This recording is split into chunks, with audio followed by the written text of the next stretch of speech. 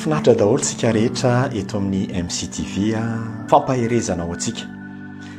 iresahantsika ny fitiavan'i Jesosy sy ny tokony fankatiavantsika dia ao anatin'izany ihany koa dia ampaherezana antsika ihany koa miatrika ny zavatra rehetra ao anatin'izao andro farany izay mety ho endrika fisavorovoroana izao. Ry havana malala ho ny tompo zao dia vanim-potoana farany ary efa voasoratra avokoa fa any am-parany any dia isy andro mahory ary voasoratra ihany koa ny amin'ny hoe angatsika ho ny voasoratra ny fitiavany maro fa mino fa raha mandresy mahita nyity fampaherezan'ity ianao dia ho voakasiky ny tenin'Andriamanitra sy ny fampaherezana fa ny soratra masina dia milaza fa tiako izay tia aho Jesosy ary izay fatra-pitady ihany ho ahita. Ao anatina korotany zavatra dia matahotra isika misy fiahinany amin'ny ho avy mikorotana amin'ny fidiram-bola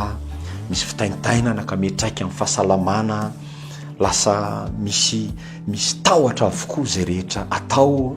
ary ny zavatra tena mampitahotra za ho antsika kristianina dia tafalatsaka ao anatina fibanjinana ny zavatra mitranga etseroa isika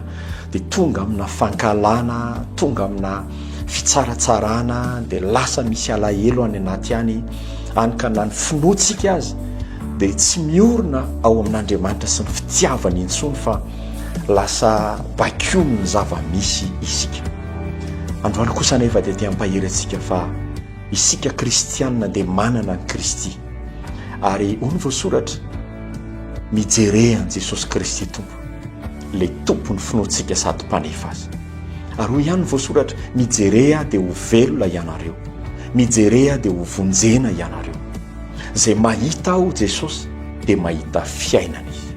ny tena fiainana dia ny fibanjina tsika an Jesosy rehefa mahita an Jesosy tsika rehefa mibanjana an Jesosy tsika dia misy fitsaharana ao anatsika misy fahatokiana ao anatsika misy fanantenana ao anatsika